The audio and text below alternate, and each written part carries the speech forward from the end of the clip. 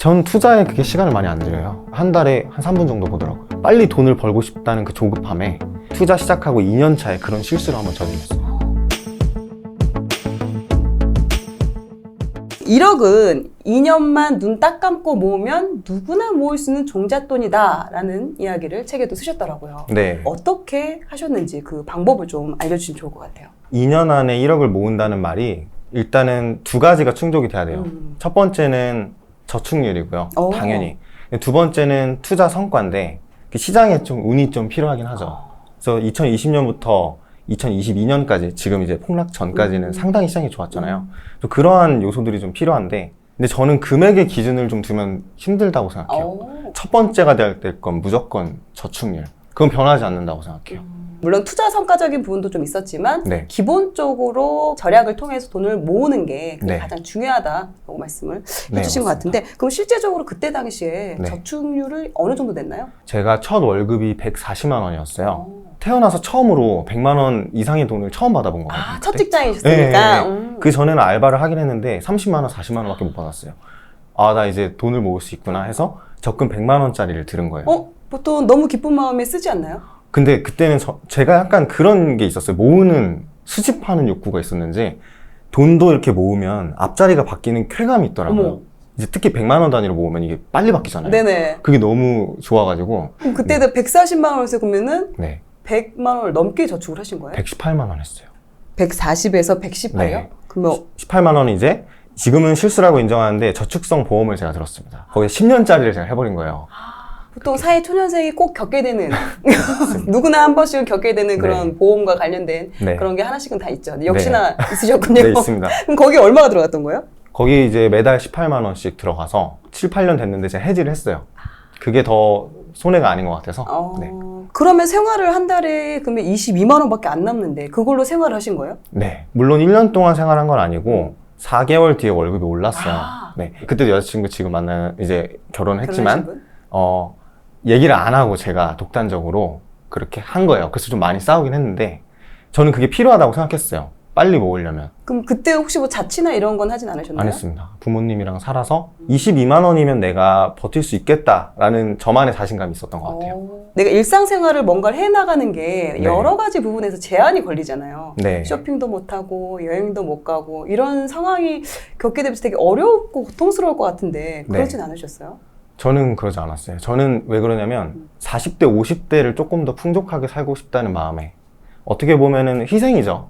그건 선택을 어쩔 수 없이 하는 것 같아요. 젊었을 때 그냥 고생하고 좀 나중에 행복하게 살자 그런 생각으로 모았습니다. 근데 대단하시네요.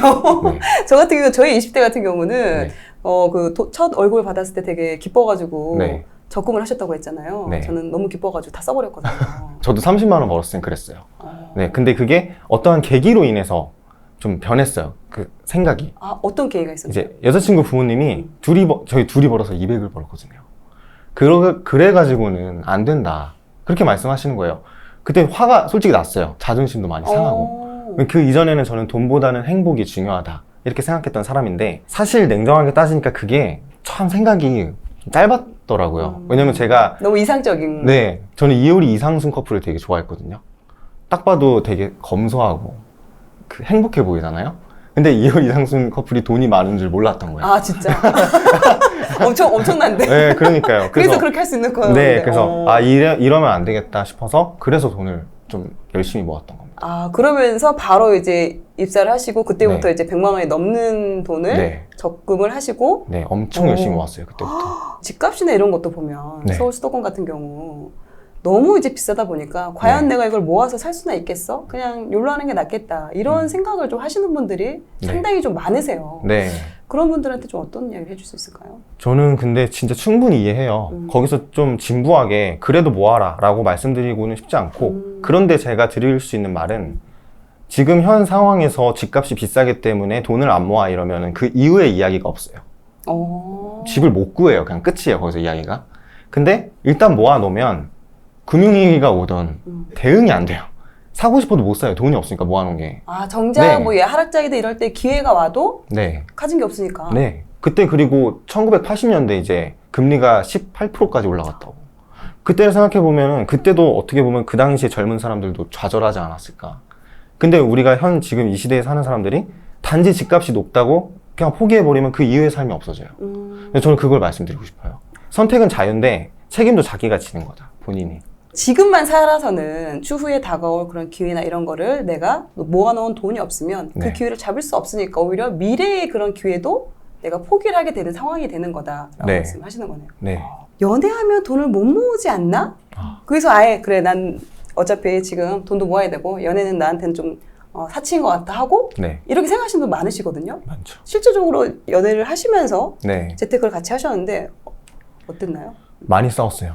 왜냐면 저도 아끼는 게 아니었고 제 여자친구도 아끼는 스타일이 아니었는데 아 처음에는 그렇지 않으셨어요? 네. 근데 제가 어떠한 계기로 변했고 그 변한 그걸로 여자친구한테 강요를 했으니까 돈 모아야 된다. 엄청 많이 싸웠어요. 만약에 지금 솔로라면 네. 가치관이 맞는 분이랑 만나는 게 맞고요. 어디서 찾죠? 뭐 월급쟁이 부자들 저기 공부하는 스터디하는 곳이나 아니면은 요새 리딩 클럽 이런 데 많잖아요. 거기서 독서 모임 네, 같은? 그쵸. 거기 보면 경제적인 그런 책 가지고 독서 모임 하는 데는 다 관심이 있어서 오시는 분들이니까 그런 것부터 시작해서 만남을 갖게 되면 적어도 경제적인 가치관에선 큰 트러블은 없을 것 같고 그러네요. 많이 싸웠어요. 그럼 그 의견을 어떻게 좁혀갔어요? 보여줬어요, 바로. 실제로 제 계좌가 늘어나는 거를 보여주니까 그 여자친구가 거기에서 변하더라고요. 근데 같이 모으기 시작했어요, 그때부터. 네.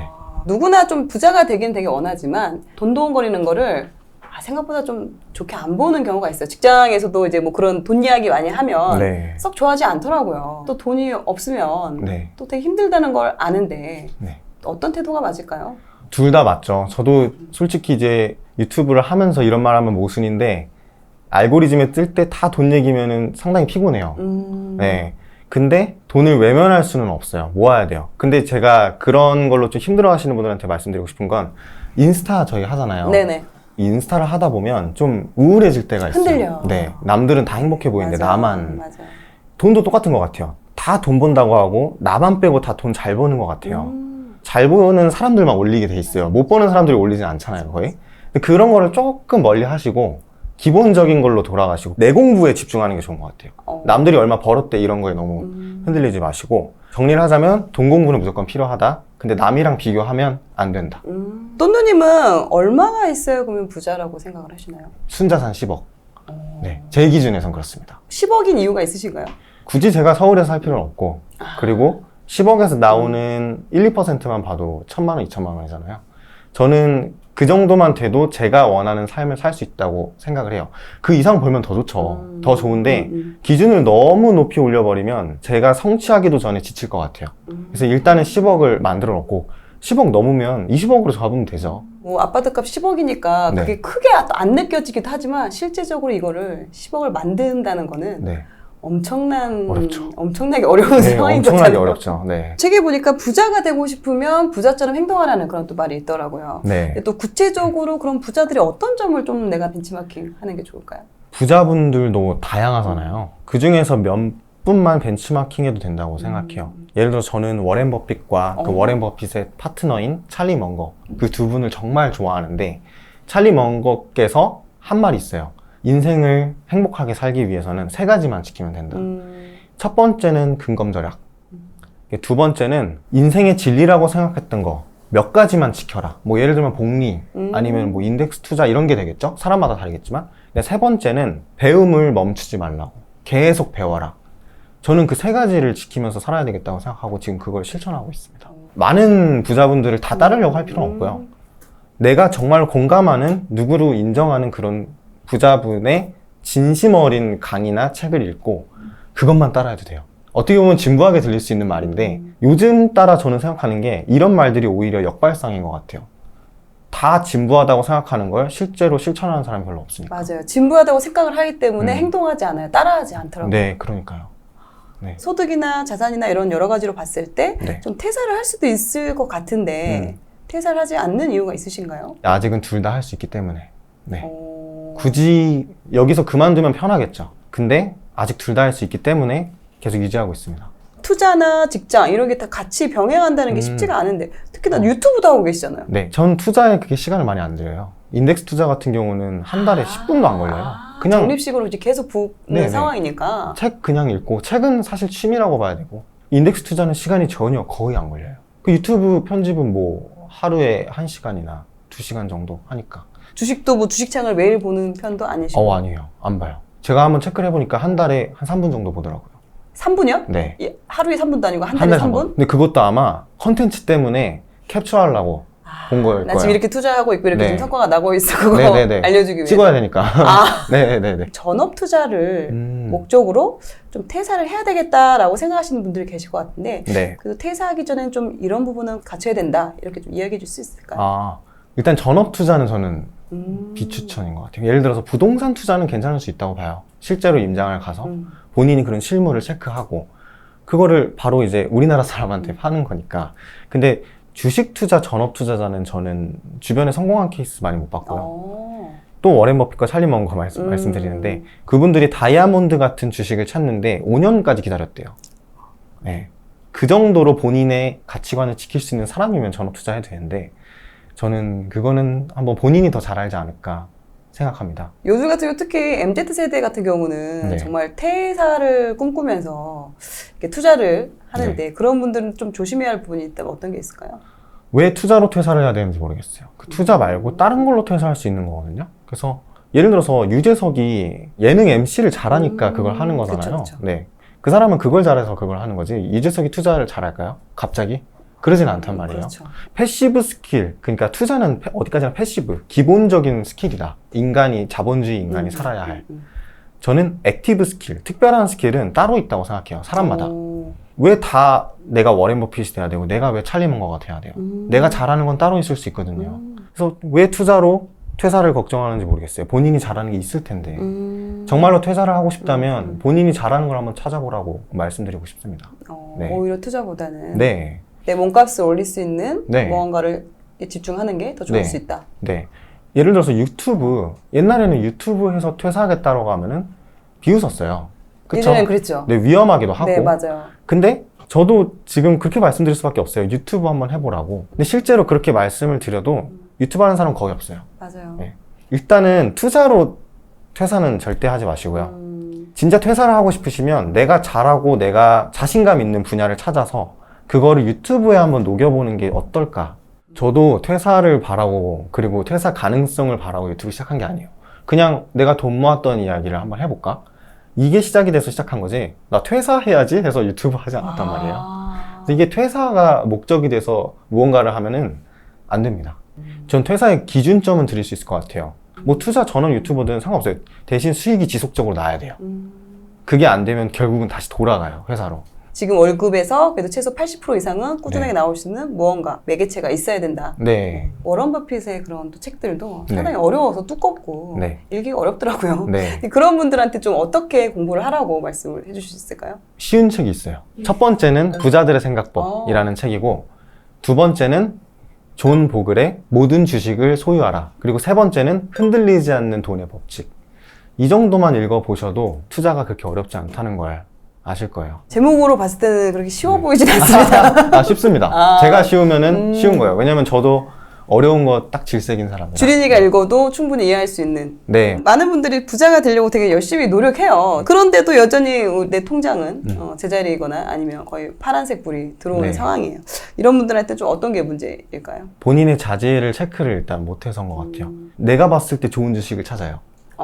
근데 그거는 되게 말이 안 되거든요. 워렌 버핏, 찰리 먼거 이런 사람들도 정말로 보석 같은 주식을 찾기가 정말 어렵다. 한번 해봐라. 요즘 같은 세상에는 더 어렵다라고 얘기하는데 나 공부 시작한 지 한 달밖에 안 됐는데 벌써 두세 개를 찾았어. 그거 너무 위험한 생각인 것 같거든요. 저는 그렇게 생각해요. 그런 공부는 난이도가 좀 있는 공부. 네. 쉬운 공부는 인덱스 공부입니다. 그거부터 시작을 하시고 개별주 공부를 하시는 건 괜찮아요. 순서가 잘못된 것 같아요. 대체적으로는 개별 주식을 먼저 시작을 하고 맞아요. 거기서 정말 이제 성과가 안 나고 힘들면 지수라도 네. 해볼까 이제 이렇게 하는데 그게 아니라 순서가 바뀌었어요. 네. 오히려 지수를 먼저 투자를 해보고 그러면서 관심을 갖고 네. 그러다가 더 이제 관심 갖고 공부를 하고 싶다면 네. 그때 오히려 이제 개별 종목을 접근하는 게 더 나을 수 있다라고 네. 이건 뭐 한글 배우기 전에 방정식 배우는 거랑 똑같으니까. 지금 보면 이제 한 살이라도 좀 어릴수록 우리가 좀 투자를 해야 하는 그런 이유가 있다면 어떤 게 있을까요? 하루라도 빨리 경험해야 되는 것 같아요. 저도 단타 해봤어요. 선물 투자도 해봤어요. 빨리 돈을 벌고 싶다는 그 조급함에 투자 시작하고 2년 차에 그런 실수를 한번 저질렀어요.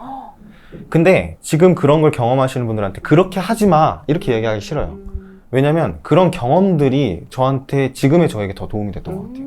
틀린 거를 인정하는 그런 것들도 경험을 해야 앞으로 저의 30대, 40대 때 투자가 더 현명할 것 같더라고요. 아, 실패하더라도 빨리 실패해보는 게 오히려 네, 낫다. 네, 맞습니다. 그래서 하루라도 빨리 투자를 접해보는 게 좋은 것 같습니다. 두려워하지 않았으면 좋겠어요. 일단 어리니까. 그리고 잃을 돈도 별로 없잖아요. 공부도 많이 해보고요. 검증을 해보고 틀린 걸 인정하는 걸 계속 반복하면은 좋은 것 같습니다. 중간에 포기하면 안 돼요. 그러다가 중간에 포기하시는 분들이 있어요. 무서워서. 맞아요. 그러지 말고 계속 공부하는 게 맞는 것 같습니다. 그러다 보면 언젠간 부자가 될 수 있다고 생각하고요.